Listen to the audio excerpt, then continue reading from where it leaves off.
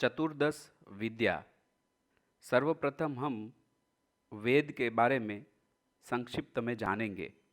वेद अपने प्रातिभ चक्षु से साक्षात्कृत धर्मा ऋषियों के द्वारा अनुभूत अध्यात्म शास्त्र के तत्वों की विशाल शब्द राशि का नाम है वेद। वेद के पर्यायवाची नाम है श्रुति, निगम, आगम, त्रयी, छंदस, आमनाय और स्वाध्याय। लौकिक वस्तुओं के साक्षात्कार के लिए जिस प्रकार नेत्र की उपयोगिता है, उसी प्रकार अलौकिक तत्वों के रहस्य को जानने के लिए वेद की उपादेयता है। इष्ट प्राप्ति तथा अनिष्ट परिहार के अलौकिक उपाय बतलाने वाला ग्रंथ है वेद। ज्योतिष्टोम याग के संपादन से स्वर्ग की प्राप्ति होती है, अतः वह ग्राह्य है, तथा कलंच भक्षण से अनिष्ट की प्राप्ति होती है, अतः वह परिहार्य है। प्रत्यक्ष या अनुमान के द्वारा दुर्ज्ञेय यानी कठिन तथा अज्ञेय यानी अज्ञात उपाय का ज्ञान स्वयं करा दे, वह वेद का वेदत्व है। प्रत्यक्षेणानुमित्या वा यस्तुपायो न विद्यते एवं विदन्ति वेदेन तस्मात् वेदस्य वेदता। प्राचीन ऋषियों ने जो ज्ञान अपनी आर्ष दृष्टि से प्राप्त किया था, उसका संग्रह वेदों में है। स्वरूप भेद के कारण वेद के 4 प्रकार हैं: ऋग्वेद, यजुर्वेद, सामवेद और अथर्ववेद। वेदों का रचयिता कोई ऋषि या व्यक्ति विशेष न होने से ये अपौरुषीय है, क्योंकि ये परमात्मा के निश्वासभूत है। यस्य निश्वसितम वेदाः। तथापि गद्य पद्यात्मक ऋचाओं की दृष्टि से वेदों का संकलन 4 प्रकार से करके महर्षि वेद व्यास ने वेद की अध्ययन अध्यापन परंपरा का शुभ आरंभ किया। इसलिए उनका श्रेय महर्षि वेद व्यास को ही जाता है।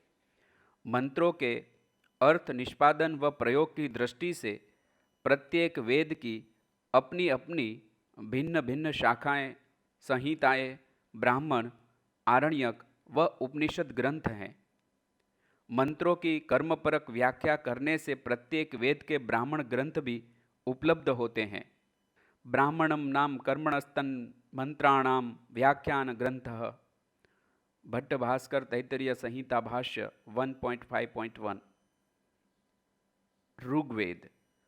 ऋग्वेद प्राचीनता एवं सर्वप्रथम उपलब्धता की दृष्टि से प्रधान है। ऋग्वेद समस्त विद्याओं का उपजीव्य ग्रंथ है। महर्षि वेदव्यास ने सर्वप्रथम ऋग्वेद का अध्यापन प्रथम ऋषि पैल को कराया। इसके पश्चात ऋषि पैल के द्वारा आगे सभी के लिए ऋग्वेद के अध्ययन का प्रारंभ हुआ। इसलिए पैल को ऋग्वेद परंपरा के प्रथम वाहक कहे गए हैं। रुच या रुक का अर्थ है स्तुतिपरक मंत्र। रुच्यन्ते स्तुयन्तेन्या इति। जिन मंत्रों के द्वारा देवताओं की स्तुति की जाती है, उन्हें रुच या रुक कहा जाता है। अतः स्तुतिपरक यानी देवताओं के प्रशंसा विषयक स्तुति। स्तुतिपरक मंत्रों का समुच्चय होने के कारण इसे ऋग्वेद की संज्ञा दी जाती है। स्तुतिपरक ऋचाओं के संकलन होने से इसे ऋग्वेद संहिता भी कहा जाता है। महर्षि जैमिनी ने ऋक् पद का अर्थ स्पष्ट करते हुए कहा है कि जिन मंत्रों में अर्थवशात पादों की व्यवस्था है, उन छंदोबद्ध मंत्रों का नाम है रुच या रुक। तेषा मृग यत्रार्थवशेन पाद व्यवस्था।